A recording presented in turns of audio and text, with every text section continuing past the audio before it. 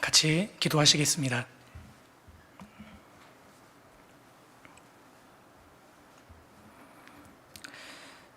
거룩하시고 자비로우신 우리 아버지 하나님, 참으로 감사드립니다. 죄인으로 태어나서 주님을 멀리 떠나 살던 저희를 불쌍히 여겨 구원해 주시고 하나님의 자녀 삼아 주신 은혜에 진심으로 감사드립니다.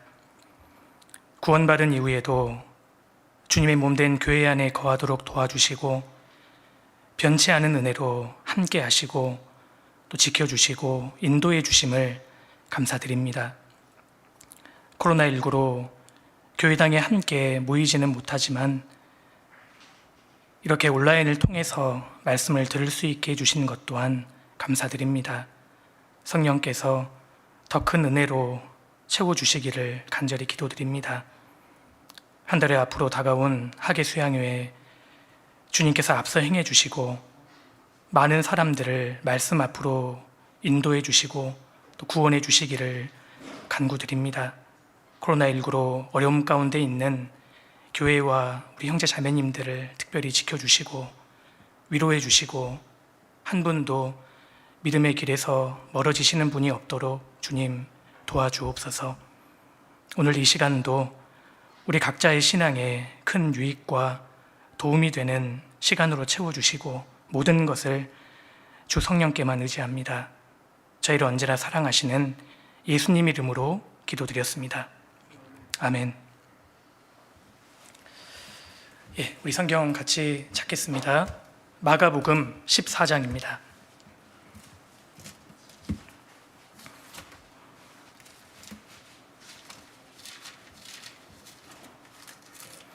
신약성경 마가복음 14장 3절부터 제가 몇 구절 읽겠습니다. 3절입니다. 예수께서 베다니 문둥이 시몬의 집에서 식사하실 때에 한 여자가 매우 값진 향유 곧 순전한 나드 한 옥합을 가지고 와서 그 옥합을 깨트리고 예수의 머리에 부으니 어떤 사람들이 분내어 서로 말하되 무슨 의사로 이 향유를 허비하였는가? 이 향유를 300데나리온 이상에 팔아 가난한 자들에게 줄 수 있었겠도다 하며 그 여자를 책망하는지라. 예수께서 가라사대 가만두어라. 너희가 어찌하여 저를 괴롭게 하느냐? 저가 내게 좋은 일을 하였느니라.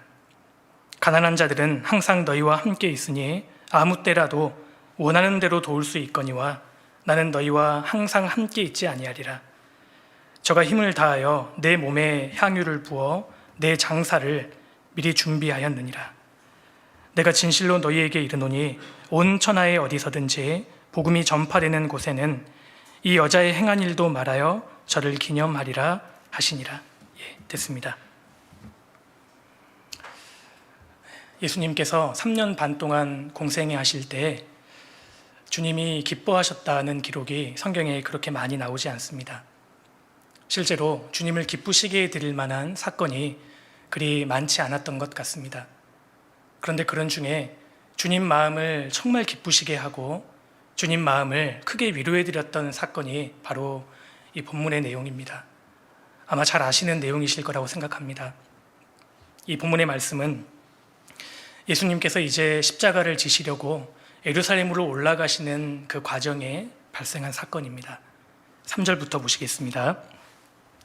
예수께서 베다니 문둥이 시몬의 집에서 식사하실 때에 한 여자가, 마가복음 14장에는 이 여인의 이름이 나오지 않지만 요한복음 12장을 보면 마리아라는 것을 우리가 알 수 있습니다.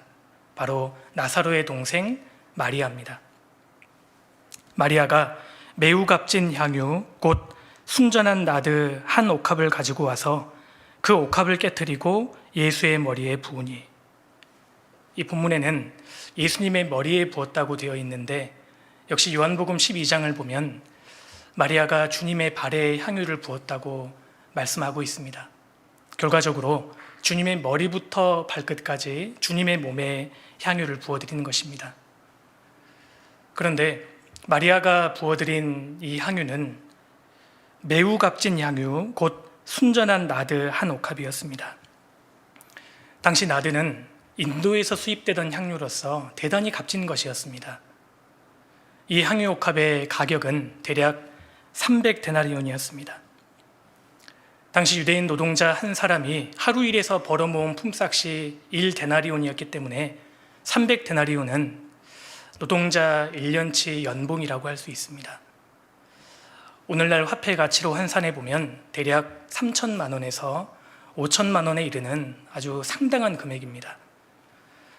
마리아가 주님께 향유 옥합을 깨뜨려 부은 이 행위는 그녀의 시간과 그녀의 마음, 그녀의 물질, 사실 그녀의 인생 전부를 깨뜨려 바친 것과 다를 바 없었습니다. 주님, 제 모든 인생을 주님께 드립니다. 이런 의미가 내포되어 있었던 것입니다. 그런데 오늘 우리가 본문에서 주목할 내용은 주변 사람들의 반응입니다. 4절 보시겠습니다. 어떤 사람들이 분내어 서로 말하되 무슨 의사로 이 향유를 허비하였는가? 이 향유를 300데나리온 이상에 팔아 가난한 자들에게 줄 수 있었겠도다 하며 그 여자를 책망하는지라. 4절에 어떤 사람들이, 마태복음 26장을 보면 이 말씀에서 어떤 사람들이 주님의 제자들을 가리킨다는 것을 우리가 알 수 있습니다. 주님의 제자들은 마리아의 행동을 보고 책망하고 분노했습니다. 이 제자들의 눈에는 마리아가 주님께 향유 옥합을 깨뜨려 붓자 그것이 허비로 보였습니다. 그래서 이렇게 책망하지 않습니까? 무슨 의사로 이 향유를 허비하였는가? 이 책망의 표현을 아마 오늘날 일상으로 바꾸어 본다면 아마 이 정도가 될 거라고 생각합니다. 아니, 도대체 생각이 있는 거예요? 도대체 무슨 생각으로 이런 행동을 한 거죠? 이건 너무 지나치잖아요. 이렇게 마리아를 책망하고 추궁했습니다. 주변 제자들은 이 마리아의 행동을 딱 한 단어로 규정했습니다. 허비했다. 헛되이 사용했다는 것입니다. 제자들의 눈에는 주님께 옥합을 깨뜨려 바친 이 마리아의 행동이 그녀의 시간과 그녀의 재물과 그녀의 인생을 허비하는 일로 보였던 것입니다. 그런데 우리 주님께서는 전혀 다른 평가를 하고 계십니다. 6절입니다. 예수께서 가라사대 가만두어라. 너희가 어찌하여 저를 괴롭게 하느냐. 저가 내게 좋은 일을 하였느니라. 이 광경을 한번 머릿속으로 그려보십시오. 주변 제자들에 의해서 책망과 비난을 받고 있던 이 마리아가 아마 주님 옆에 아주 외롭게 앉아 있었을 것입니다. 아무도 마리아의 편을 들어주지 않았습니다. 그런데 우리 주님께서 아마 아주 인자한 음성으로 이렇게 말씀하셨을 겁니다. 너희가 어찌하여 저를 괴롭게 하느냐. 저가 내게 좋은 일을 하였느니라. 주님은 이 마리아로 인해 아주 큰 위로를 받으시고 그 마음에 기뻐하셨던 것이 틀림없습니다. 저가 내게 좋은 일을 하였느니라. 사실 우리 주님께서는 놀라운 말씀을 하신 겁니다. 300데나리온 향유 옥합을 깨뜨려 바친 마리아가 허비한 것이 아니라 오히려 그렇게 하고 있지 않던 주변 제자들이 그 인생을 허비하고 있노라고 주님이 말씀하신 겁니다. 이 세상에는 크게 두 종류의 인생이 있다고 할 수 있습니다. 책망하는 인생, 허비하는 인생, 그리고 가치 있는 인생. 이 세상에는 크게 두 종류의 인생이 있습니다. 우리 인생은 허비해버리기에는 너무 짧은 인생입니다. 그래서 에베소서 5장 15절에 사도 바울께서 세월을 아끼라, 때가 악하니라. 그러므로 어리석은 자가 되지 말고 오직 주의 뜻이 무엇인가 이해하라. 그렇게 말씀하셨지 않습니까? 제자들은 마리아를 이렇게 책망했습니다. 무슨 의사로 이 향유를 허비하였는가? 비록 마리아를 책망하는 제자들의 말이지만 오늘 이 말씀을 중심으로 신앙의 교훈 몇 가지를 좀 같이 한번 생각해 보고자 합니다. 오늘은 성경에서 인생을 허비해버린 몇 사람들의 삶을 좀 간단하게 살펴보고 이 본문의 마리아를 통해서 인생을 허비하지 않을 수 있는 확실한 몇 가지의 방법을 차례로 살펴보고자 합니다. 그리고 마지막으로 주님께 향유를 부어드리는 과정에서 우리가 주의해야 될 점이 있다면 어떤 점이 있는지 역시 본문을 통해서 좀 생각해 보도록 하겠습니다. 이 본문 말씀은 거듭난 그리스도인의 합당한 신앙생활을 잘 함축하고 있는 말씀이라고 할 수 있습니다. 본문 말씀을 통해서 우리는 우리 인생을 어떻게 살아야 하는지, 남은 인생을 어디에 부어야 하는지 그 사실을 명확하게 알 수 있을 거라고 생각합니다. 한번 차례로 같이 한번 생각해 보겠습니다. 먼저 성경에는 자신의 인생을 허비해버린 많은 사람들이 나옵니다. 그 중에 대표적인 사람을 꼽으라고 한다면 단연 가룟 유다를 들 수 있을 것입니다. 그래서 성령께서도 마리아의 이 감동적인 사건을 언급하신 이후에 고의적으로 가룟 유다를 대조하셨습니다. 10절 보시겠습니다. 12 중에 하나인 가룟 유다가 예수를 넘겨주려고 대제사장들에게 가매 저희가 듣고 기뻐하여 돈을 주기로 약속하니 유다가 예수를 어떻게 넘겨줄 기회를 찾더라. 요한복음 12장을 보면 마리아가 향유 옥합을 깨뜨릴 때 그것을 가장 문제시하고 그것을 가장 크게 정죄했던 인물이 가룟 유다였음을 우리가 알 수 있습니다. 그런데 사실 가룟 유다는 돈에 미쳐 있었습니다. 돈에 혈안이 되어 있던 유다의 눈에는 마리아가 이해될 리 없었습니다. 돈을 주기로 약속하니 유다가 예수를 어떻게 넘겨줄 기회를 찾더라. 그는 생명의 주님 때문에 돈을 포기한 것이 아니라 돈 때문에 생명의 주님을 팔아버립니다. 불행하게도 우리 시대에 이 가룟 유다와 같은 사람이 얼마나 많이 있습니까? 돈 때문에 인생을 허비하는 사람들이 너무나 많은 것입니다. 자칫 구원받은 그리스도인들도 그렇게 될 수 있다고 생각합니다. 그리스도인이 돈을 열심히 벌되 그것에 기대고 그것에 의지하는 것은 결코 합당하지 않습니다. 잠언 23장 4절에 부자 되기에 애쓰지 말고 내 사사로운 지혜를 버릴지어다, 그렇게 말씀하셨습니다. 우리가 성실하게 사는 것은 필요하지만 부자 되기에 애쓰지 말아야 합니다. 부자 되기에 애쓰면 사사로운 지혜가 생기고 그러면 마귀가 배후에 역사하게 됩니다. 디모데전서 6장 10절에도 사도 바울께서도 돈을 사랑함이 일만하게 뿌리가 되나니 이것을 사모하는 자들이 미혹을 받아 믿음에서 떠나 많은 근심으로써 자기를 찔렀도다, 그렇게 말씀하셨지 않습니까? 돈을 사랑함이 일만하게 뿌리가 됩니다. 우리가 비록 구원을 받은 이후에도 이 세상을 살고 있지만 꼭 세상 사람들처럼 살아야 하는 것은 아닙니다.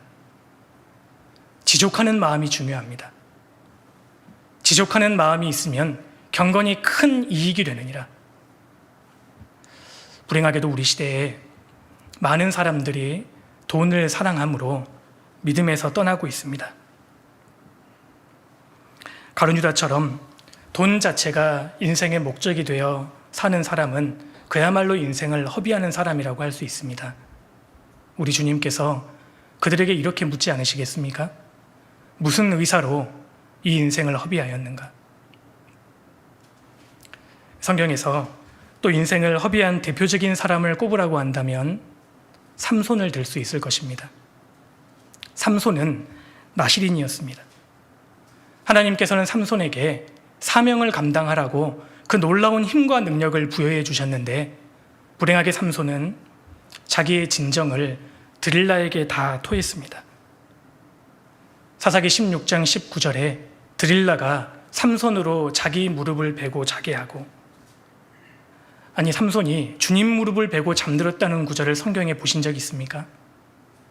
나실인 삼손이 드릴라의 무릎을 베고 잠들었습니다. 그는 정욕과 이성을 따라다니다가 결국 두 눈 뽑히고 맷돌 굴리는 신세가 되고 맙니다. 솔로몬은 어떠했습니까? 솔로몬은 아내가 700명, 첩이 300명이었습니다. 그는 그의 소중한 힘과 시간을 쾌락에 바쳤습니다. 그 결과 역사상 가장 지혜로웠던 왕이 믿음장인 히브리서 11장에 이름을 올리지 못합니다. 우리는 삼손과 솔로몬을 통해서 아주 중요한 교훈을 배울 수 있습니다. 인생을 연애와 쾌락에 허비하면 두 눈 뽑힐 줄 알라는 것입니다.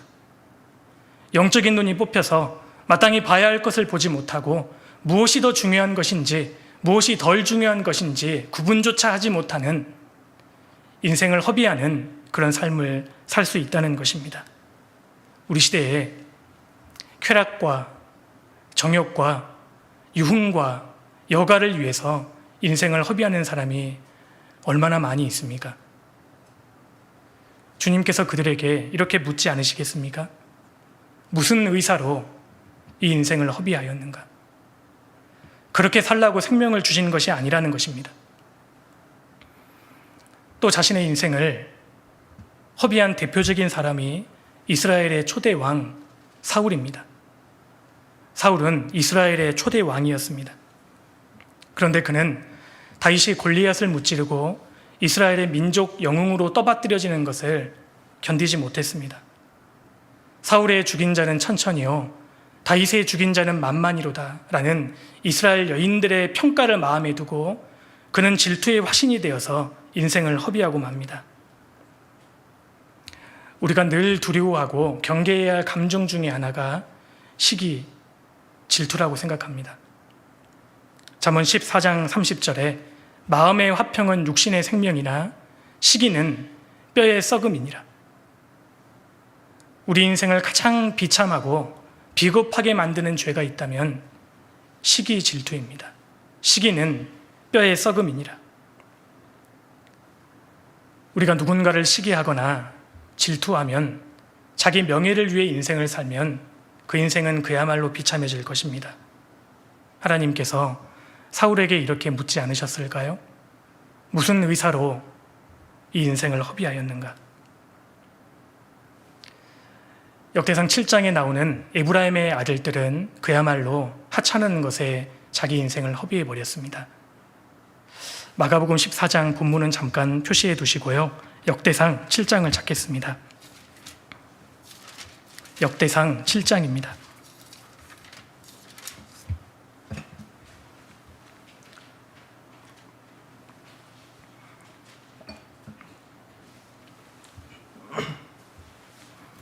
역대상 7장 20절입니다.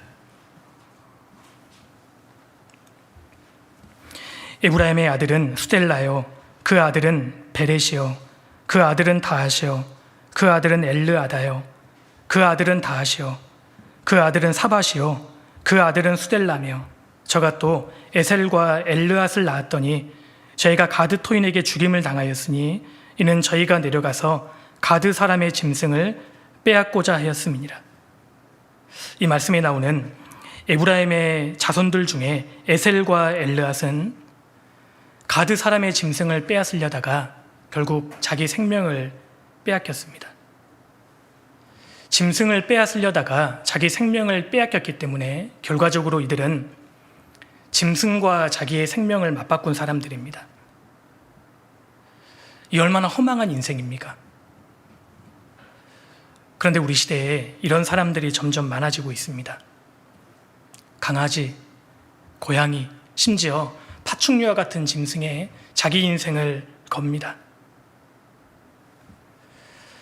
우리가 짐승을 잘 아끼고 보호하는 것은 물론 맞지만 사람보다 짐승을 높이고 사람이 짐승에게 소망을 거는 것은 그것은 분명 합당하지 않지 않습니까? 우리 시대에 너무나 많은 사람들이 자기 인생을 잘못 설계하고 인생을 허비하고 있습니다. 어떤 사람은 돈에, 어떤 사람은 명예에, 어떤 사람은 이성에, 어떤 사람은 오락에, 스포츠에, 음악에, 영상에 자기 인생을 겁니다. 주님께서는 탄식하시면서 그들에게 물으실 겁니다. 무슨 의사로 이 향유를 허비하였는가? 우리 모두는 나 자신만의 향유옥합을 가지고 있습니다. 그런데 우리가 가진 향유는 제한되어 있습니다. 우리 인생은 한정적입니다. 그러므로 문제는 이 한정된 향유를 어디에 부을 것인가 하는 것입니다. 여기에 부으면 저기에는 채울 수 없고 저기에 부으면 여기에는 절대 채울 수 없습니다. 한 번뿐인 인생, 우리가 어떻게 가룟유다처럼, 삼손과 솔로몬처럼, 사울처럼, 에브라임의 아들들처럼 인생을 허비할 수 있겠습니까? 더구나 우리가 가진 이 인생이라는 향유 옥합은 점점 줄어들고 있습니다. 올해 2021년도 참 빨리 가고 있습니다. 벌써 상반기가 훌쩍 지났고 7월 말입니다. 아마 우리 형제 자매님들 중에 올해는 참 느리게 간다, 그렇게 말씀하실 분은 별로 계시지 않을 거라고 생각합니다. 참 빨리 지나고 있습니다. 코로나19로 시간이 더 빨리 가는 것만 같습니다. 그런데 아마 눈 감았다가 뜨면 연말이 되어 있을 것이고, 이것을 5번 혹은 10번, 20번, 30번 반복하면 우리 인생은 끝납니다. 지금까지 내 인생은 어디에 부어졌습니까? 내 향유는 정말 가치 있는 것을 위해 사용되었습니까? 아니면 허비했습니까?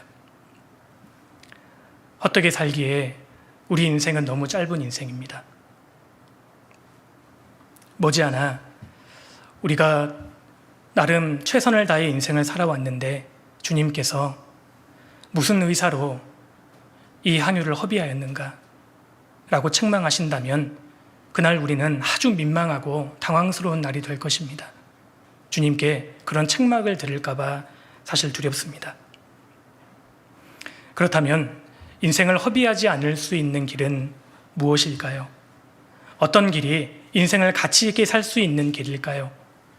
본문의 마리아의 모습을 통해서 우리가 분명하게 배울 수 있습니다.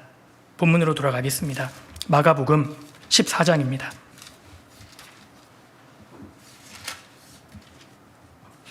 마가복음 14장 8절입니다. 저가 힘을 다하여 내 몸에 향유를 부어 내 장사를 미리 준비하였느니라. 내가 진실로 너희에게 이르노니 온 천하에 어디서든지 복음이 전파되는 곳에는 이 여자의 행한 일도 말하여 저를 기념하리라 하시니라. 무엇이 정말 가치 있는 인생입니까? 어떤 인생이 주님 앞에 영원히 기억되는 인생일까요? 8절에 그 답이 있습니다. 마리아는 힘을 다해서 주님의 몸에 향유를 부었습니다. 인생을 허비하지 않을 수 있는 확실한 방법이 있습니다. 바로 주님의 몸에 향유를 붓는 것입니다. 그렇다면 주님의 몸에 향유를 붓는 것이 구체적으로 무엇을 가리키는지 차례로 좀 말씀을 드릴까 합니다. 헛되지 않은 인생을 살 수 있는 첫 번째 분명한 방법이 있습니다. 바로 그리스도의 사랑을 깨닫고 구원을 받는 것입니다. 마리아가 주님의 몸에 향유를 부어드릴 수 있었던 근본적인 이유는 그녀가 주님의 사랑을 깨달았기 때문입니다. 요한복음 11장에서 마리아는 오빠 나사로가 병들어 죽었을 때 아주 슬퍼했습니다. 그런데 주님께서 이 나사로의 무덤 앞에 와서 나사로야 나오라 이렇게 말씀하시자 죽은 지 나흘 된 나사로가 무덤 밖으로 걸어 나왔습니다. 마리아는 그 모습을 직접 본 사람입니다. 이 마리아는 예수님이야말로 천지를 창조한 창조주시고 인간의 생사화복을 주관하신다는 사실을 깨달았습니다. 그리고 이 마리아는 누가복음 10장에서 주님의 발 아래 앉아서 주님 말씀을 잘 들은 여인으로 유명합니다. 그는 주님의 말씀을 정말 귀담아 들었고 그 말씀을 마음에 새겼습니다. 예수님께서는 3년 반 동안 자신이 십자가의 죽임을 당하시고 3일 만에 부활하실 것을 사실 여러 차례 말씀하셨습니다. 인자가 온 것은 섬김을 받으려 함이 아니라 도리어 섬기려 하고 자기 목숨을 많은 사람의 대속물로 주려 함이니라. 마리아도 그 말씀을 들었을 것입니다. 주변 제자들은 예수님의 말씀을 듣고도 흘려버렸지만 마리아는 주님 말씀을 귀담아 들었습니다.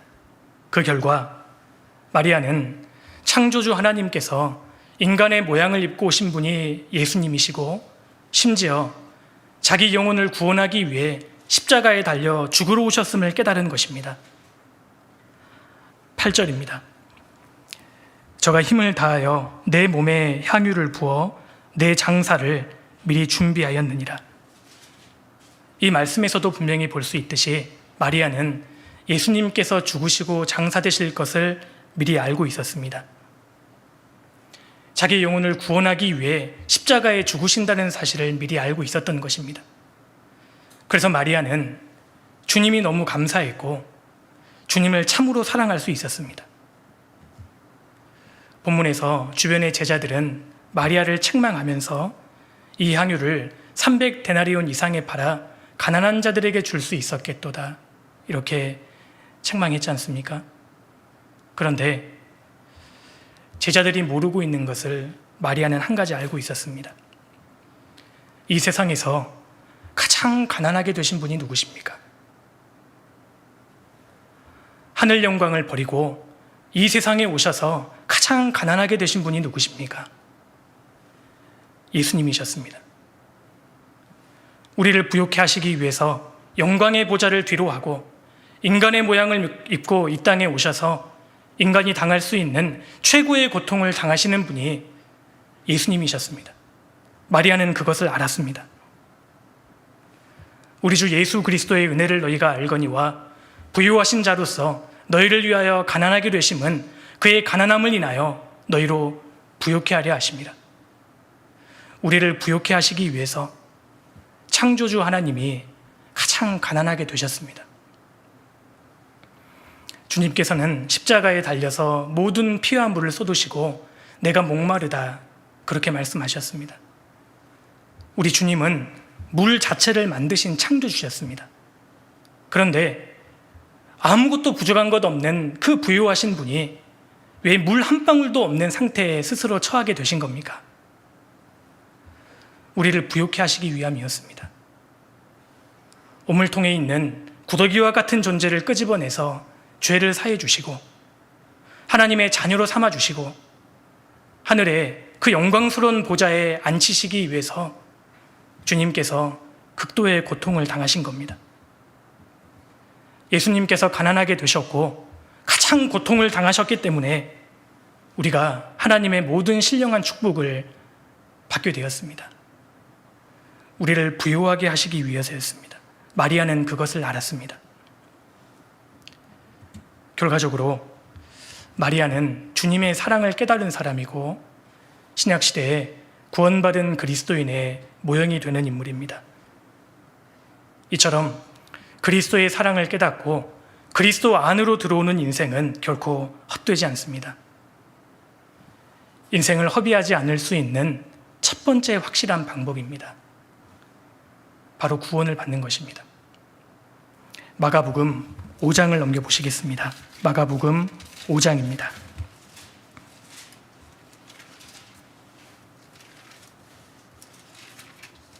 마가복음 5장 25절입니다.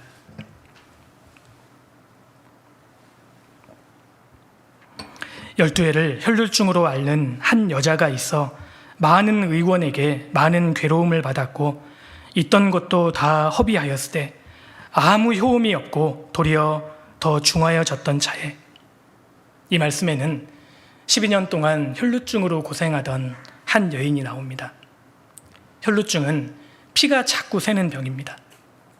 이 여인은 자신의 병을 고침받기 위해서 많은 의원들을 찾아다녔습니다. 그런데 그 의원들로 인해서 많은 고통을 받았고 있던 것도 다 허비하고 말았습니다. 있던 것도 다 허비하였으되, 이것이 구원받기 전에 우리의 모습입니다. 우리는 구원받기 전에 혈루증 환자였습니다. 돈과 쾌락을 쫓고 경건한 종교를 가지고 훌륭한 생활을 추구한다 할지라도, 도덕과 윤리로 우리를 무장한다 할지라도 그리스도의 보혈을 받아들이지 않는 사람은 혈루증 환자입니다. 십자가의 보혈로 자기의 모든 죄가 영원히 사해졌다는 사실을 받아들이지 않으면 혈류의 근원이 아직 흐르고 있는 상태입니다. 결국 허비였습니다. 그런데 그 허무하고 고통스러운 인생이 완전히 바뀌게 된 계기가 있습니다. 27절입니다. 예수의 소문을 듣고 무리 가운데 섞여 뒤로 와서 그의 옷에 손을 대니 마침내 이 여인이 예수님을 만났습니다. 그리고 주님의 겉옷에 손을 대자마자 혈류의 근원이 말랐습니다. 고통받고 허비하던 인생이 고침을 받고 그야말로 가치 있는 인생이 된 것은 그의 옷에 손을 대니 예수 그리스도를 만났기 때문입니다. 사실 우리도 그러합니다. 우리가 고달픈 인생길을 사는 가운데 유일하게 실망하지 않는 것은 내가 예수 그리스도를 만났고 구원을 받았다는 사실입니다. 전도서의 시작을 기억하십니까? 헛되고 헛되며 헛되고 헛되니 모든 것이 헛되도다. 사람이 해 아래서 수고하는 모든 수고가 자기에게 무엇이 유익한고 다 헛되어 바람을 잡으려는 것이로다. 아담 안에 태어나서 아담 안에 되어진 모든 일은 그야말로 허비였습니다. 우리 인생이 그러했습니다. 구원받기 전에 우리 인생을 한 단어로 요약한다면 허비입니다. 바닷가 모래 위에 손가락으로 아무리 훌륭한 그림을 그린다 할지라도 바닷물이 들어왔다 나가면 무슨 의미가 있습니까? 우리 인생이 그러했습니다. 이 세상에서 아무리 훌륭한 업적을 남겼다 할지라도 고작 책에 이름 석자 새길 뿐이고 시간이 지나면 그마저도 다 지워집니다. 허비였습니다. 그런데 그의 옷에 손을 대니 사람이 거듭나서 예수 그리스도 안으로 들어올 때 상황은 완전히 역전됩니다. 당시 유대 사회에서 마리아라는 이름은 아주 흔하고 평범한 이름이었습니다. 그런데 왜 유독 본문에서의 마리아는 특별히 성경에 기록되었고 하나님 앞에 영원히 기억되고 있습니까? 그리스도의 사랑을 깨닫고 그리스도와 연결되었기 때문입니다. 교회 다니는 기독교인이 무조건 그리스도와 연결된 것이 아니라 그리스도께서 십자가에 이루신 복음을 참으로 깨달은 사람이 그리스도의 사랑을 깨달은 사람이고 그리스도와 연결된 사람입니다. 평생 교회를 다닌다 할지라도 확실한 복음을 정확하게 깨닫지 않은 사람은 그리스도와 끊어져 있는 사람입니다. 생각해 보십시오. 어떻게 하다가 나 같은 사람이 구원을 받았을까요? 이 많고 많은 사람들 가운데 교회 다니는 사람들도 많고 착하게 인생을 사는 사람들도 정말 많이 있습니다. 그런데 어떻게 하다가 나 같은 사람이 구원을 받았을까요? 우리 모두는 죽을 죄인이었습니다. 심판받고 버림받아 마땅한 그야말로 허망한 인생이었습니다. 그런데 순전히 그리스도의 공로로 죄를 사함받고 만왕의 왕이신 하나님의 아들이 되어서 하나님의 집인 교회 가운데 거하며 때마다 일마다 생명의 말씀을 공급받고 주님이 주시는 위로와 평안 가운데 인생을 살고 있지 않습니까? 그 허무한 인생이 구원을 받고 영원히 지워지지 않을 인생길에 우리는 들어서 있습니다. 돌이켜보면 우리는 감당하기 버거운 은혜를 받은 사람들입니다. 그리스도인은 이미 너무나 많은 은혜를 받은 사람입니다. 그런데 어떤 분은 마리아처럼 죽었던 오빠가 다시 살아나는 기적이 내게도 임한다면 나도 마리아처럼 주님께 향유를 붓겠다, 그렇게 생각하실 분이 계실 수도 있습니다. 그런데 예수 그리스도께서 십자가에 피 흘려 죽으심으로 나의 모든 죄가 다 사해진 그 은혜를 어떻게 죽은 오빠가 다시 살아나는 것에 비할 수 있겠습니까? 분명히 지옥에 갈 수밖에 없는 처지의 사람이 천국에 갈 수 있는 사람으로 운명이 완전히 바뀌었다면 어떻게 그것을 죽은 오빠가 다시 살아나는 것과 비교할 수 있겠습니까? 우리는 감당하기 버거운 은혜를 받은 사람들입니다. 사실 그리스도인들은 이 사실을 압니다. 주님께 받은 은혜가 적었던 적은 단 한순간도 없었습니다. 설령 하나님께서 내가 가진 이삭을 지금 데려가신다 할지라도 우리는 정말 감사할 수 있습니다. 이미 받은 은혜만으로 우리는 감당하기 버겁기 때문입니다. 인생을 허비하지 않을 수 있는 첫 번째 확실한 방법입니다. 바로 주님의 사랑을 깨닫고 구원을 받는 것입니다. 혹시 이 말씀을 듣고 계시는 분들 가운데 혹시 구원의 문제가 확실치 않은 분이 계시다면 포기하지 말고 기도하는 마음으로, 더 간절한 마음으로 성경 강연의 말씀을 다시 한번 들어봐 주시기를 부탁드리고 싶습니다. 그리고 두 번째로 인생을 허비하지 않을 수 있는 또 하나의 확실한 방법이 있습니다. 본문으로 돌아가겠습니다. 마가복음 14장입니다.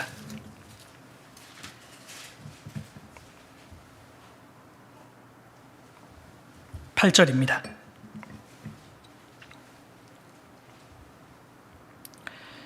저가 힘을 다하여 내 몸에 향유를 부어 내 장사를 미리 준비하였느니라. 마리아는 예수님의 몸에 향유를 부어드렸습니다. 주님의 몸에 부어드렸지 않습니까? 이것이 우리에게 주는 교훈이 있다고 생각합니다. 신약시대에 그리스도의 몸은 구원받은 사람들의 무리인 교회를 가리킵니다. 그래서 한 사람이 구원을 받을 뿐만 아니라 주님의 몸된 교회 가운데 연결된 인생은 허비가 아닙니다. 에베소서 1장을 넘겨보시겠습니다. 에베소서 1장입니다.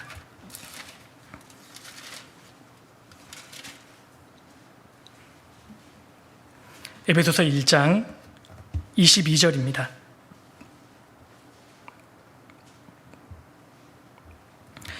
또 만물을 그 발 아래 복종하게 하시고 그를 만물 위에 교회의 머리로 주셨느니라. 교회는 그의 몸이니 만물 안에서 만물을 충만케 하시는 자의 충만이니라. 교회는 그의 몸이니 교회는 주님의 몸입니다. 아시는 대로 교회는 교회당 건물을 가리키는 것이 아니라 구원받은 사람들의 무리를 가리킵니다. 그를, 주님을 만물 위에 교회의 머리로 주셨느니라. 주님은 구원받은 사람들이 모인 그 무리 가운데 머리를 두겠다고 말씀하셨습니다. 머리를 두겠다는 말씀은 그곳에 거하실 뿐 아니라 역사를 나타내시겠다는 의미입니다. 교회는 그의 몸이니 만물 안에서 만물을 충만케 하시는 자의 충만이니라. 만물을 충만케 하셨던 주님의 은혜와 능력이 교회 안에 머물러 있다는 말씀입니다. 제가 한 가지 여쭤보겠습니다. 지금 우리 주님이 어디에 계실까요? 천지를 창조하신 창조주, 나를 죽기까지 사랑하신 그 구세주께서 지금 어디에 계실까요?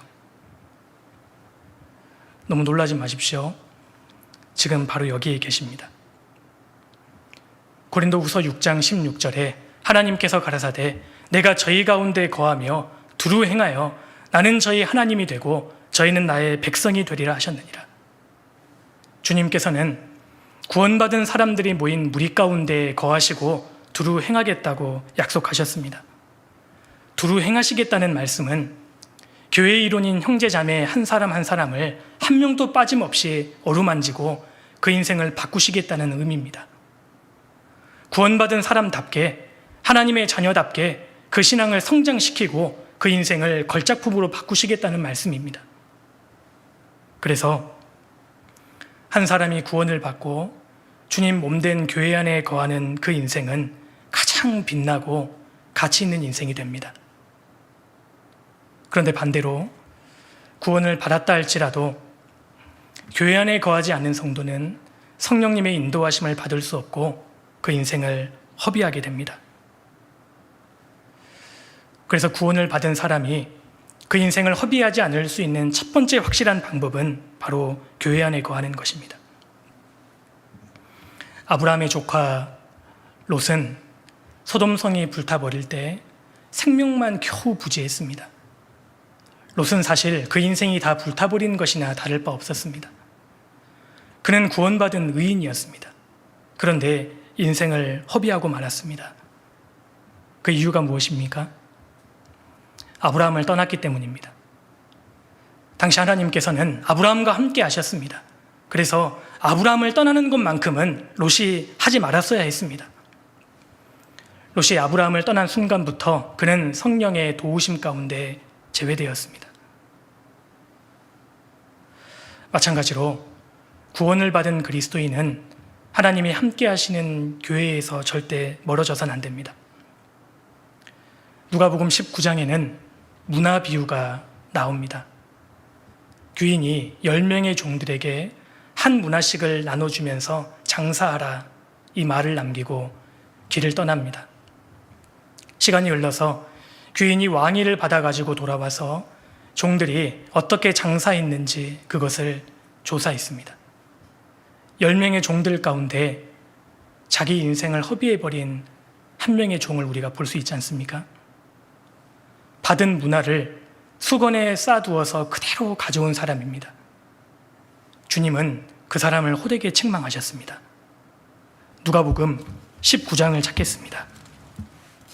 누가복음 19장입니다.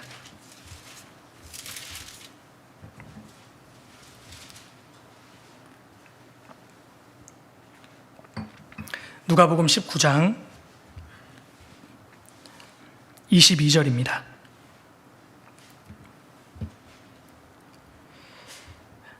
주인이 이르되 악한 종아 내가 내 말로 너를 판단하노니 너는 내가 두지 않은 것을 취하고 심지 않은 것을 거두는 엄한 사람인 줄을 알았느냐?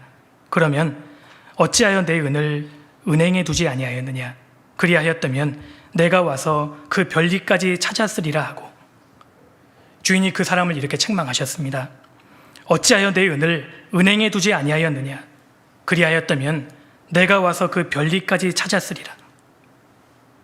한 문화를 은행에 예치해 두었다면 이자가 생기기 때문에 이 사람도 한 문화를 빼앗기지 않았을 것이고 결과적으로 그에게도 한 고을 이상의 상급이 주어졌을 것입니다. 그런데 그는 은행에 예치해 두지 않았기 때문에 결국 한 문화마저 빼앗겼고 주님께 책망을 받게 되었습니다. 사람이 구원을 받았다면 일단 은행에 예치해 두어야 합니다. 은행이 어디일까요? 누가복음 19장에서 은행은 살아계신 하나님의 교회의 그림자입니다. 은행의 돈을 예치시키는 것처럼 주님이 역사하시는 교회에 자신을 전적으로 의탁하고 맡기면 그 가운데 함께 쓰임을 받게 되는 것입니다. 허비하지 않는 인생을 살 수 있는 비결은 사실 복잡하지 않습니다.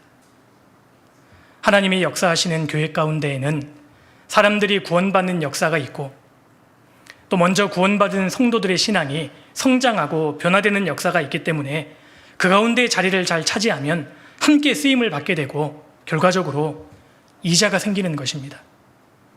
그 사람은 인생을 허비하지 않게 됩니다. 주님이 재림하실 때에 주님 몸된 교회 안에 거했던 성도는 주님 앞에 부끄러움을 당치 않을 것입니다. 요한일서 2장을 넘겨보시겠습니다. 요한일서 2장입니다.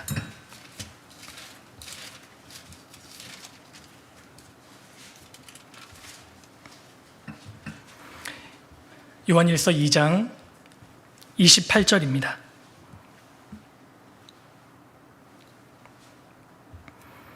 자녀들아 이제 그 안에 거하라. 이는 주께서 나타내신 바 되면 그의 강림하실 때에 우리로 담대함을 얻어 그 앞에서 부끄럽지 않게 하려 함이라. 자녀들아 이제 그 안에 거하라. 이 말씀은 구원받은 성도에게 하신 말씀입니다. 이는 주께서 나타내신 바 되면 그의 강림하실 때에 주님이 재림하실 때에 우리로 담대함을 얻어 그 앞에서 부끄럽지 않게 하려 함이라. 주님이 재림하실 때에 주님 몸된 교회 안에 거했던 성도들은 별리가 있기 때문에 부끄러움을 당치 않을 것입니다.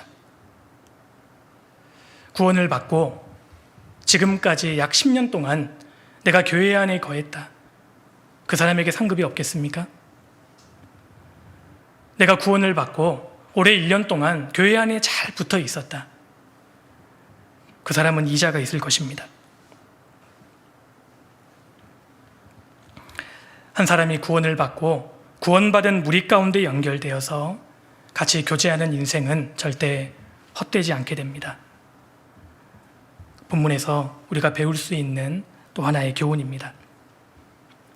그리고 세 번째로 마리아가 주님의 몸에 향유를 부었다는 것은 주님의 몸된 교회 안에 거할 뿐 아니라 그 교회와 성도를 위해 자신을 드린 것에 대한 예표가 됩니다. 주님의 몸된 교회를 사랑하고 성도에게 잘한 것은 반드시 상으로 남게 됩니다. 그래서 사도 바울은 자신의 인생을 아주 현명하게 설계했습니다.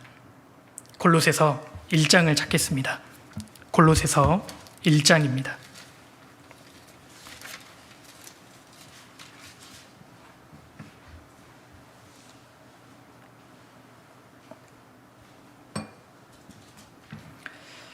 골로새서 1장 24절입니다.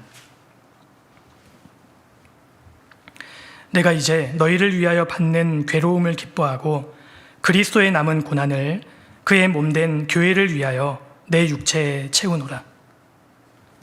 내가 이제 너희를 위하여 받는 괴로움을 기뻐하고, 이 세상에서 괴로움을 기뻐하는 것은 사실상 불가능한 일입니다. 그런데 사도 바울은 괴로움을 기뻐하고 그리스도의 남은 고난을 그의 몸된 교회를 위하여 내 육체에 채우노라. 이 말씀에서 그리스도의 남은 고난이 있습니다. 그리스도께서는 복음을 완성하시기 위해서 고난을 당하셨고, 이제 그 복음으로 구원받은 그리스도인들은 그의 몸된 교회를 위하여 고난을 당합니다. 이처럼 그리스도의 남은 고난은 그의 몸된 교회를 위한 고난입니다. 마리아가 주님의 몸에 향유를 부었던 것처럼 이제 우리도 주님의 몸된 교회에 내 향유를 부어야 합니다.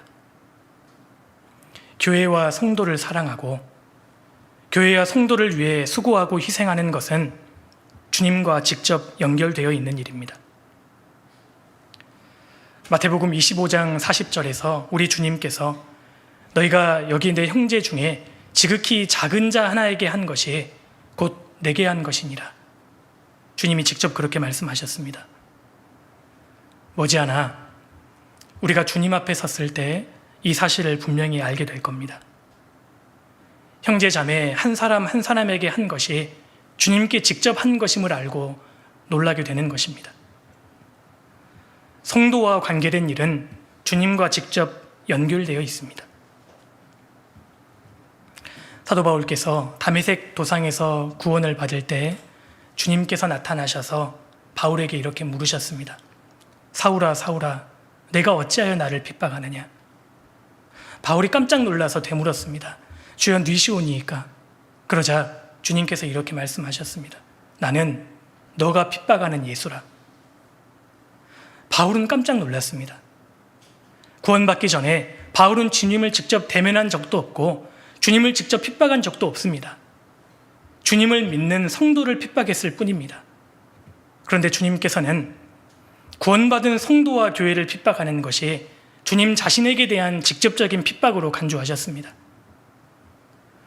구원받은 성도 한 사람에게 악행하는 것이 주님께 직접 악행하는 것입니다.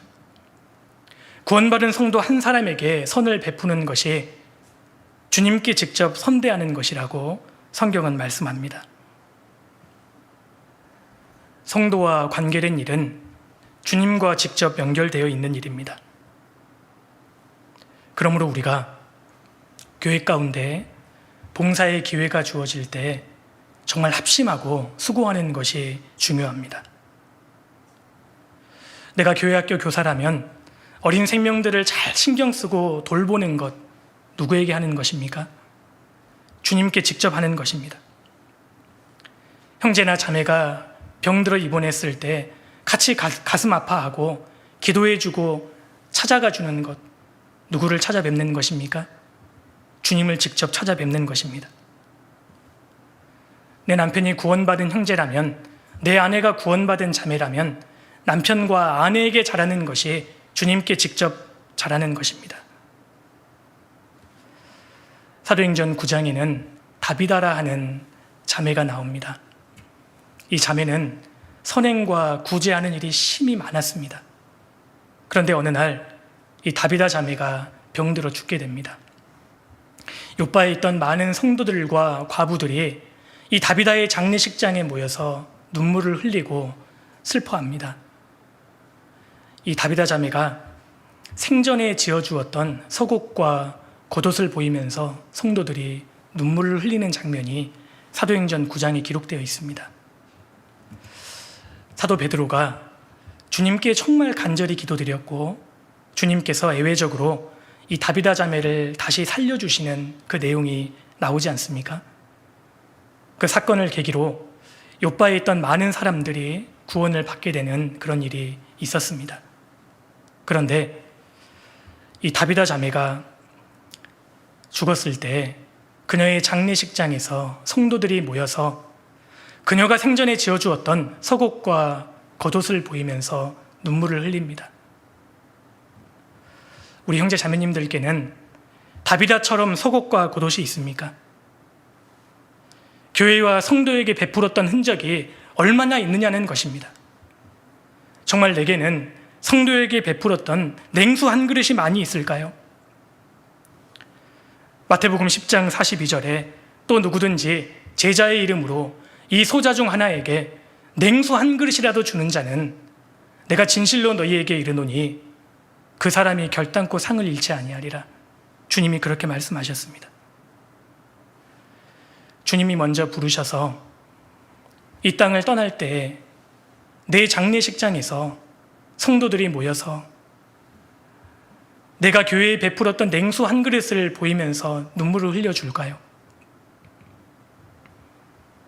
내 인생을 정말 중요하게 생각하고 허비하지 않은 인생이 되기를 원한다면 성도에게 잘해야 합니다. 그것은 허비가 아니라 진정한 투자라고 할 수 있습니다. 고린도후서 12장입니다. 고린도후서 12장입니다.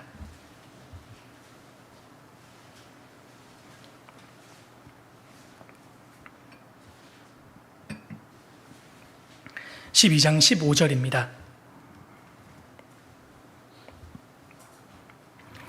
내가 너희 영혼을 위하여 크게 기뻐함으로 재물을 허비하고 또 내 자신까지 허비하리니 너희를 더욱 사랑할수록 나는 덜 사랑을 받겠느냐. 사도 바울은 고린도 성도들을 위해서 크게 기뻐함으로 재물을 허비하고 또 내 자신까지 허비했다. 그렇게 말씀했습니다. 세상 사람들이 보기에는 바울은 그야말로 인생을 허비한 사람입니다. 그런데 사실 그것은 허비가 아니었습니다. 주님의 몸된 교회와 운명을 같이 하는 것이 주님과 운명을 같이 하는 것임을 사도 바울은 알았기 때문입니다. 그래서 바울은 성도들을 위해서 자신을 허비하는 길을 택한 겁니다. 고린도후서 7장 3절에 너희로 우리 마음에 있어 함께 죽고 함께 살게 하고자 합니다. 사도 바울은 고린도 성도들과 함께 죽고 함께 살게 하고자 합니다. 천국에서 영원히 함께할 사람들은 이 세상에서도 사랑하며 운명과 고락을 같이 해야 합니다. 그것이 주님의 몸에 향유를 붓는 것입니다. 그것이 인생을 허비하지 않는 길입니다. 그런데 우리가 생각보다 교회와 성도에게 인색하게 행함으로써 성도를 용서하지 않음으로써 잃어버린 상이 참 많을 수 있다고 생각합니다. 그리고 네 번째로 주님의 몸에 향유를 부어드리는 것은 복음을 전하기 위해 수고한 것에 대한 예표도 됩니다. 왜냐하면 한 사람 한 사람이 구원을 받을 때 주님의 몸된 교회가 이루어지고 있기 때문입니다. 그래서 인생을 허비하지 않을 수 있는 가장 확실한 방법 중에 하나는 복음을 전해서 한 사람 한 사람의 영혼을 건지는 일입니다. 마가복음 14장 본문으로 돌아가겠습니다. 9절입니다. 14장 9절입니다.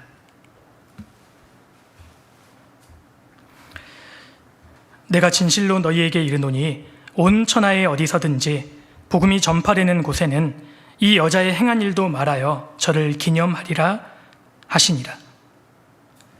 주님께서도 이 마리아의 행한 일과 복음이 전파되는 것을 연결지어 설명하셨습니다. 주님은 이 마리아의 모습을 보시고 가장 기뻐하시고 위로를 받으시는 것이 틀림없습니다. 우리가 구원을 받고 주님의 교회 가운데에서 많은 일들을 함으로써 주님을 기쁘시게 하지만 그 중에서도 주님을 가장 기쁘시게 하는 일은 전도해서 영혼을 건지는 일입니다. 한 사람이 주님께 돌아오는 것만큼 주님께 기쁨이 되는 일은 없습니다. 누가복음 15장을 넘겨보시겠습니다. 누가복음 15장입니다.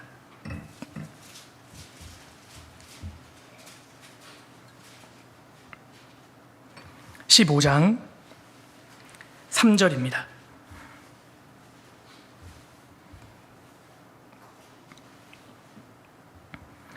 예수께서 저희에게 이 비유로 이르시되 너희 중에 어느 사람이 양 100마리가 있는데 그 중에 하나를 잃으면 99마리를 들에 두고 그 잃은 것을 찾도록 찾아다니지 아니하느냐.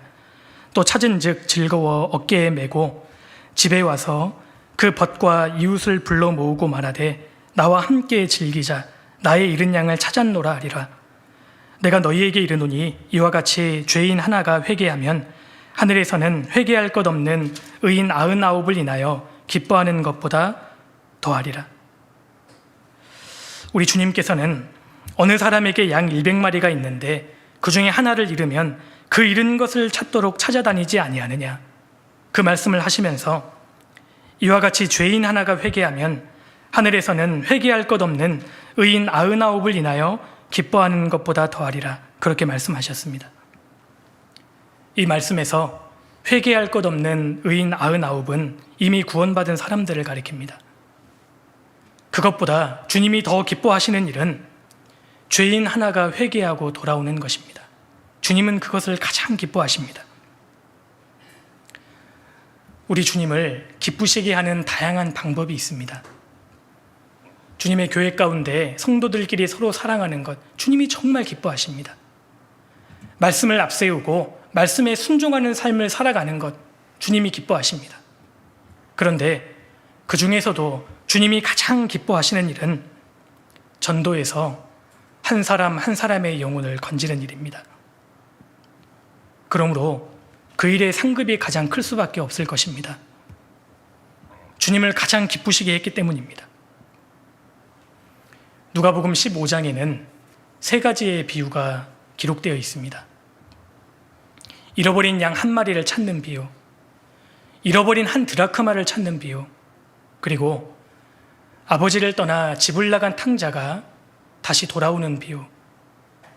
그런데 이 세 번째 비유에는 아버지를 떠나서 인생을 허비하고 있는 아들을 볼 수 있습니다. 15장 13절입니다. 그 후 며칠이 못되어 둘째 아들이 재물을 다 모아가지고 먼 나라에 가 거기서 허랑방탕하여 그 재산을 허비하더니. 이 둘째 아들은 아버지를 떠나서 먼 나라로 가서 그 재산과 인생을 허비하고 있었습니다. 이것이 구원받지 못한 모든 사람들의 모습입니다.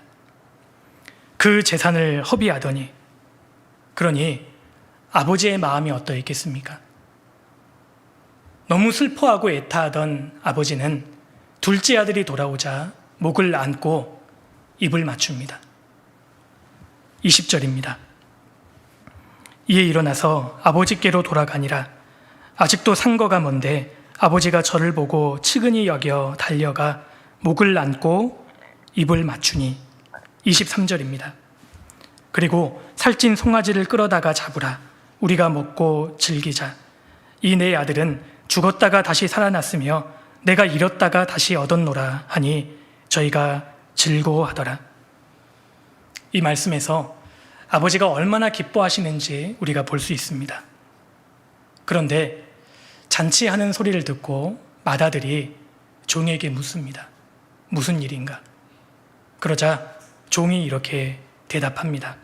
27절입니다.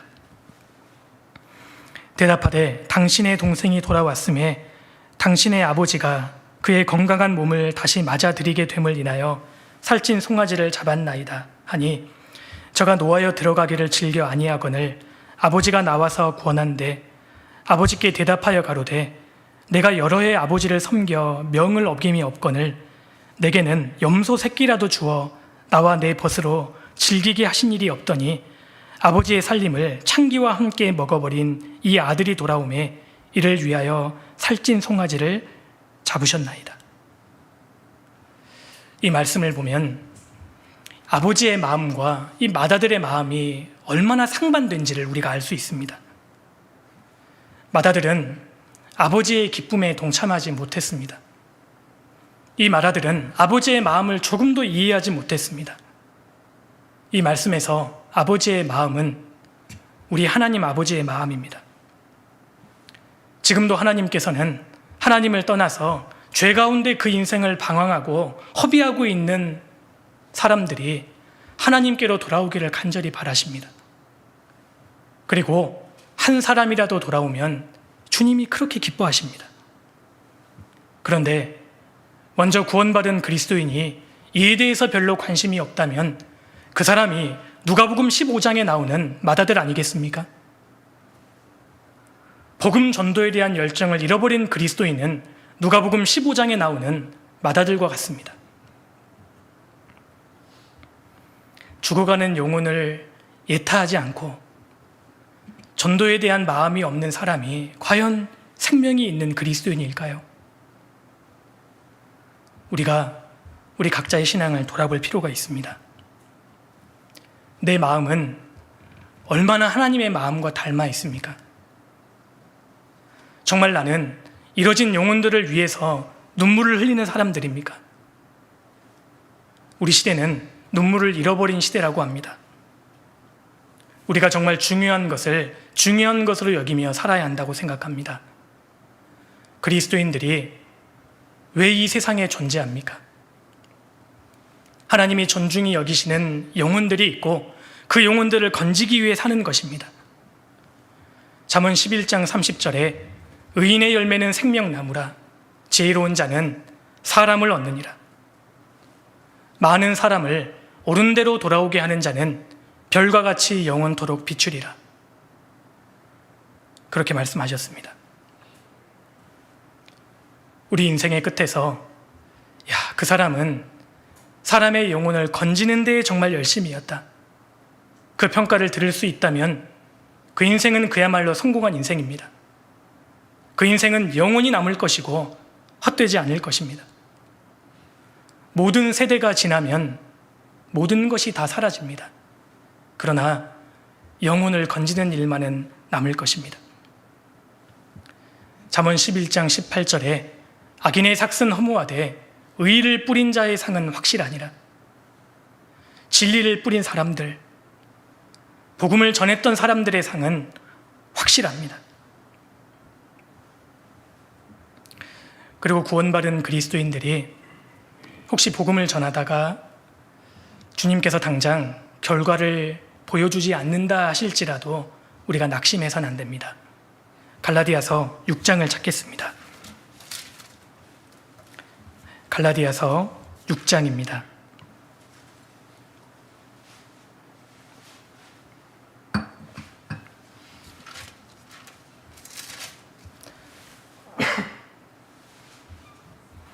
갈라디아서 6장 9절입니다.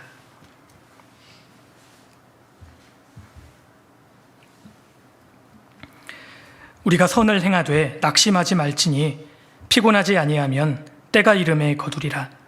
그러므로 우리는 기회 있는 대로 모든 이에게 착한 일을 하되 더욱 믿음의 가정들에게 할지니라. 우리가 선을 행하되 낙심하지 말지니, 낙심이 되니까 낙심하지 말라고 말씀하신 겁니다. 구원을 받은 그리스도인들이 시간이 지나면 지날수록 낙심하게 될 수 있습니다. 오랫동안 주님께 기도하고 있는데 그 기도하는 바가 속히 응답되지 않을 때 마음에 상심이 클 수 있습니다. 우리가 선을 행하되 낙심하지 말지니 피곤하지 아니하면 포기하지 않으면 때가 이름에 거두리라. 우리가 포기하지 않고 꾸준히 선을 행하면 주님께서는 주님이 원하시는 때에 주님의 방법으로 이루게 도와주실 것입니다. 그래서 우리가 포기하지 않고 꾸준히 선을 행할 필요가 있습니다. 착한 일 중에 착한 일이 무엇이겠습니까? 가장 선한 일이 무엇이겠습니까? 복음을 전해서 영혼을 건지는 일입니다. 우리가 포기하지 않고 이 사명을 잘 감당하면 반드시 주님께서 원하시는 때에 이루어 주실 것입니다. 결과적으로 주님의 몸에 향유를 부었다는 것은 한 사람이 복음으로 구원받고 주님의 몸된 교회 안에 거하며 그 교회와 성도를 위해 자신을 드린 것에 대한 예표가 됩니다. 그 인생은 헛되지 않을 것입니다. 주님 앞에 영원히 기억될 것입니다. 마리아는 주님의 몸에 향유를 부어드리는 최고의 선택을 했습니다. 본문으로 돌아가겠습니다. 마가복음 14장입니다.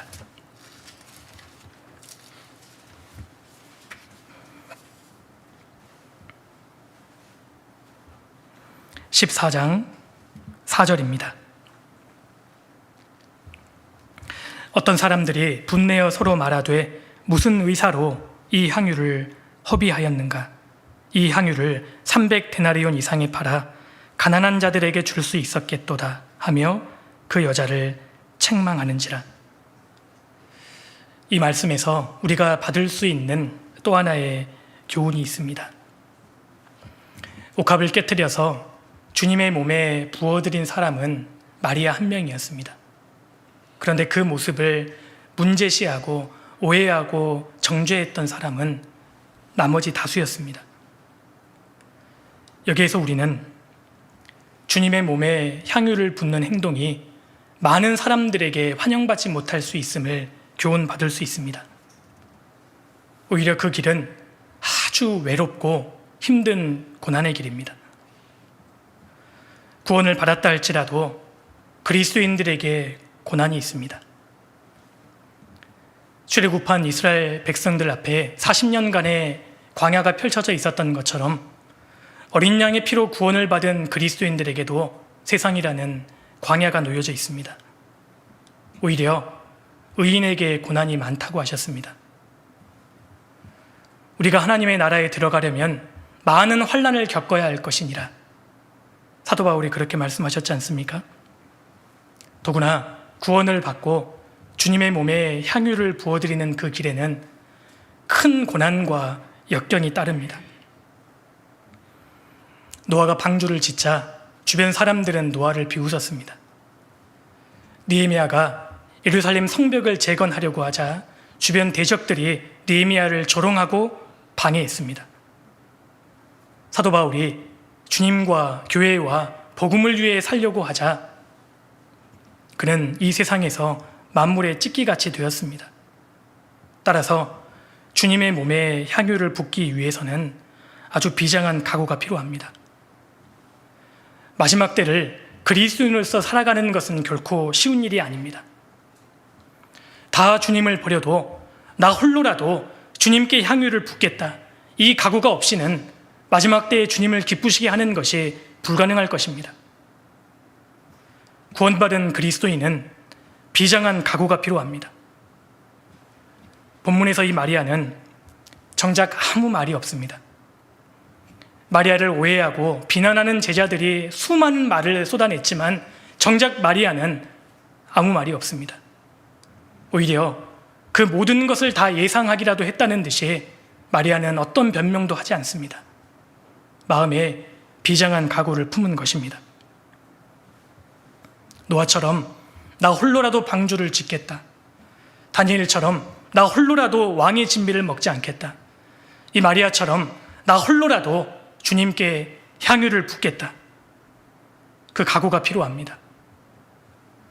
결국 신앙생활의 성패를 결정한 것이 있다면 우리의 마음일 것입니다.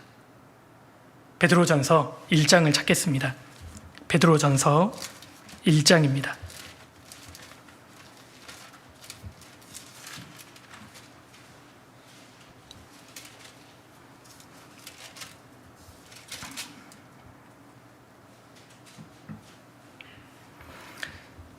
베드로전서 1장 13절입니다.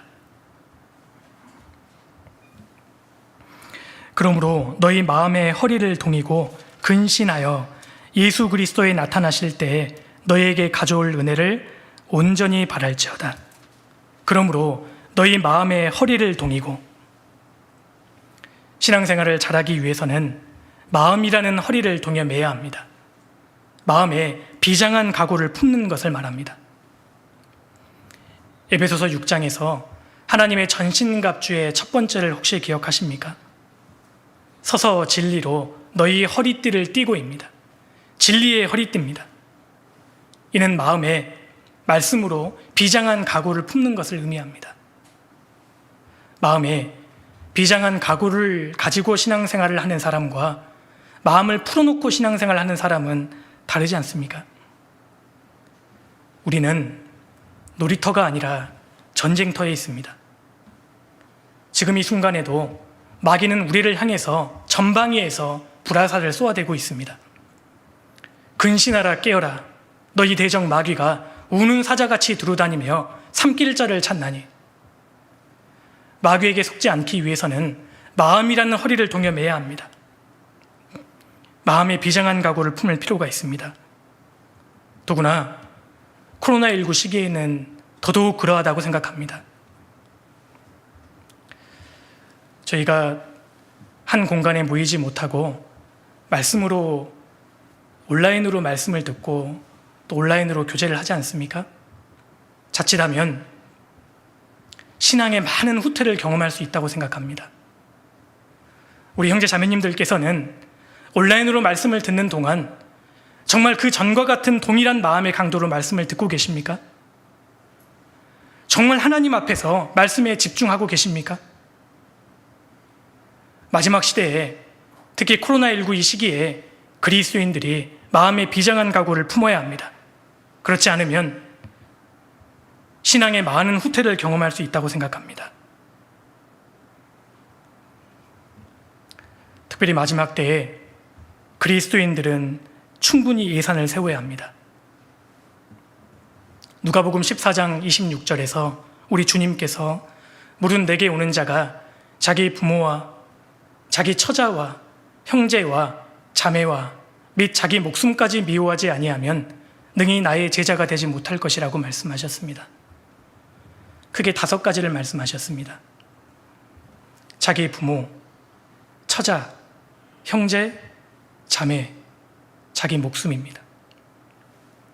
예산을 넉넉히 세우고 따를 것을 주님께서 말씀하셨습니다.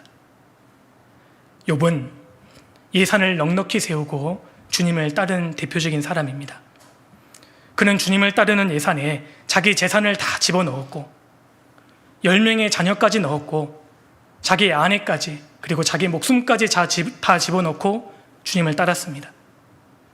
그래서 하루아침에 모든 재산이 날아가도 10명의 자녀가 죽임을 당해도 아내가 하나님을 저주해도 머리끝부터 발끝까지 병들어도 욥은 변함없이 끝까지 주님을 따랐습니다. 욥기 13장 15절에 그가 나를 죽이실지라도 나는 그를 의뢰하리니, 그가 얼마나 비장한 마음을 품었는지 모릅니다. 그가 나를 죽이실지라도 나는 그를 의뢰하겠다. 예산을 넉넉히 세우고 욥은 주님을 따랐습니다. 본문에서 마리아도 예산을 넉넉히 세우고 주님을 따랐습니다. 그래서 300데나리온이 조금도 아깝지 않았고 주변 사람들이 자신을 오해해도, 자신을 미워해도, 비난하고 책망해도 그는 변함없이, 남김없이 향유를 주님께 끝까지 부어드렸습니다. 우리도 그들을 따라가야 합니다. 종교개혁자 마르틴 루터 하면 항상 담대하고 두려움이 없는 사람으로 우리는 쉽게 떠올립니다. 그런데 루터가 항상 담대했던 것만은 아닙니다. 그는 사실 정말 불안했고 두려워했습니다. 당시는 종교가 곧 권력 아니었습니까? 로마 교황청에서 사람 한 명 죽이는 것은 사실 큰 일도 아니었습니다. 그래서 루터가 얼마나 두려워했는지 모릅니다. 실제로 자료를 찾아보니까요, 이 루터가 신경쇠약, 소화불량, 우울증, 불면증, 심장질환, 위염, 장염 이런 질병을 항상 달고 살았다고 합니다. 심지어 8개월 된 딸이 먼저 세상을 떠나기도 했습니다. 그 후에 13살 먹은 딸이 또 주님 앞에 먼저 갔습니다. 루터가 정말 낙심했습니다. 루터가 두려움이 많아지고 낙심이 깊어지던 어느 날 일과를 마치고 집에 돌아오니까 아내 카타리나가 상복을 입고 울고 있는 겁니다. 루터가 깜짝 놀라서 물었습니다. 아니, 누가 죽었어요? 그러자 아내가 이렇게 대답했습니다. 하나님이 돌아가셨습니다. 루터가 정색하면서 화를 냈다고 합니다. 아니, 그럼 말도 안 되는 소리를 하고 그래요. 당신도 좀 정신 좀 차려요. 그러자 아내가 이렇게 대답했습니다. 하나님이 돌아가시지도 않았는데 당신이 이렇게 낙심하고 절망하는 일이 가능합니까? 당신이 이렇게 절망하는 모습을 보니까 하나님께서 돌아가신 것이 틀림없습니다. 이 지혜로운 아내의 말로 루터가 다시 정신을 차리고 마음에 큰 위로를 받았다는 그런 일화가 있습니다. 그렇습니다. 아무리 우리의 삶이 두렵고 아무리 낙심되는 상황이 펼쳐진다 할지라도 내 인생 가운데 하나님께서 돌아가신 경우를 제외하고 내 인생에 낙심이란 없습니다.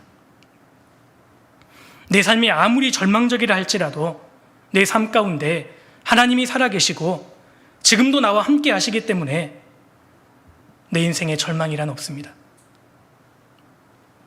우리가 마지막 시대에 비장한 각오를 품을 필요가 있습니다. 예수님께서 나를 위해 십자가에 달려서 저렇게 피를 흘리셨는데 나도 주님을 위해 내 향유옥합을 붓겠습니다. 이 각오가 필요합니다. 지금보다 내 상황은 더 어려워질 수 있습니다. 지금보다 내 인생은 더 고달파질 수도 있습니다. 주님을 위해 살지만 오랫동안 주님이 내 기도에 대해서 침묵하실 수도 있고 주님이 오랫동안 내게 사무엘을 주지 않으실 수도 있습니다. 내가 가진 이삭을 주님이 먼저 데려가실 수도 있습니다. 그런데 우리가 궁극적으로 고대하는 것은 사실 딱 한 가지입니다. 바로 주님의 칭찬입니다. 본문으로 돌아가겠습니다. 마가복음 14장입니다.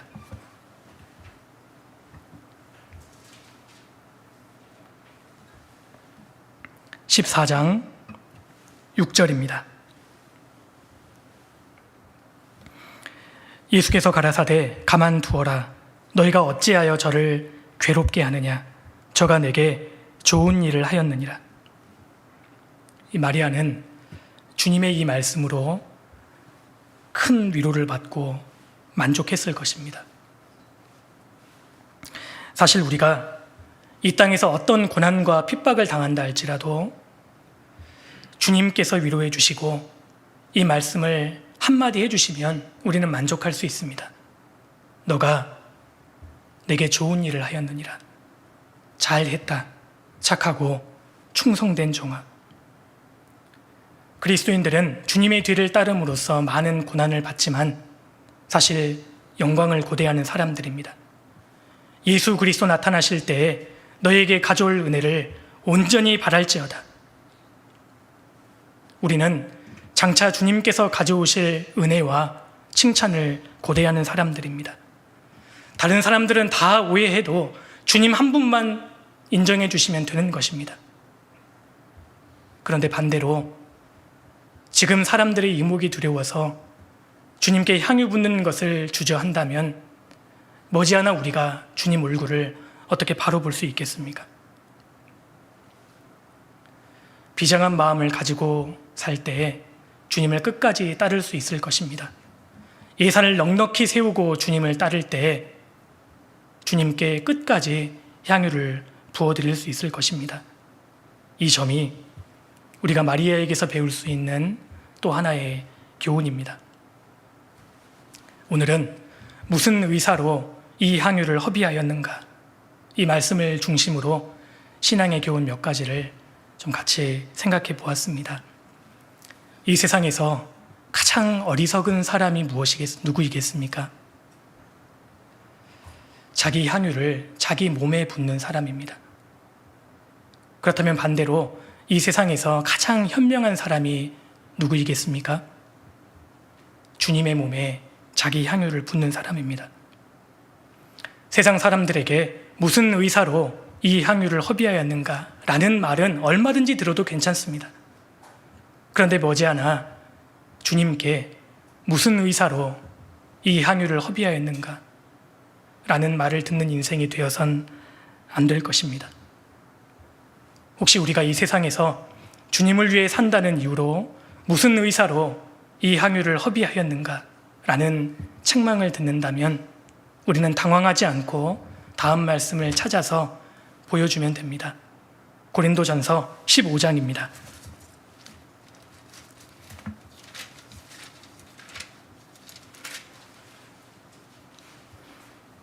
고린도전서 15장입니다.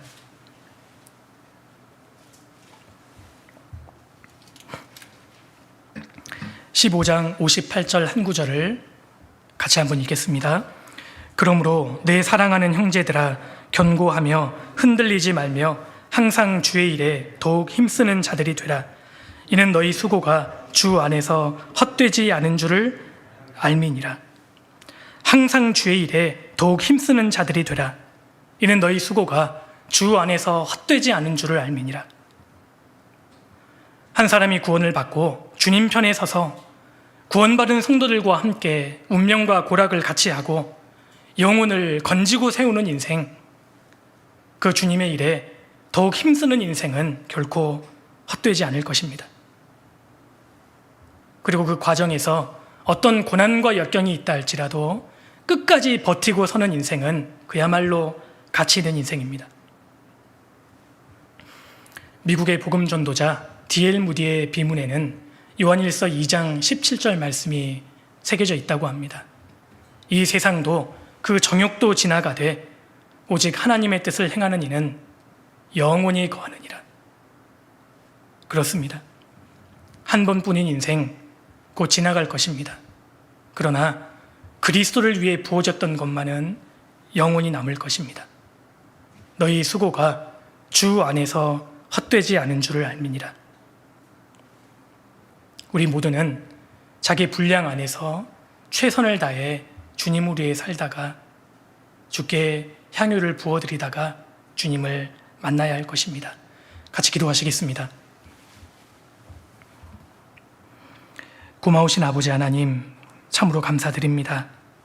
저희를 구원해 주시고 주님의 몸된 교회 가운데 거하고 주님을 알고 주님을 따라가고 주님을 닮아갈 수 있는 기회를 주신 것 참으로 감사드립니다. 역사의 마지막 때를 살고 있습니다. 주님 오실 날이 얼마 남지 않은 이 마지막 때에 더욱 깨어서 주님을 기쁘시게 하다가 주의 뜻을 행하다가 주님 앞에 설 수 있도록 도와주옵소서. 우리가 가진 향유를 주님께 아낌없이 부어드릴 수 있도록 주님 도와주옵소서. 얼마 남지 않은 하계 수양회에 주님이 도와주셔서 정말 많은 사람들을 말씀 앞으로 불러 모아주시고 구원해 주시기를 간절히 기도드립니다. 전도를 위해 힘쓰고 있는 우리 형제 자매님들 주님께서 영육간에 부족함이 없도록 채워주시고 주님의 위로로 늘 함께해 주시기를 또 간절히 기도드립니다. 모든 것을 주께 의지합니다. 저희를 언제나 사랑하시는 예수님 이름으로 기도드렸습니다. 아멘.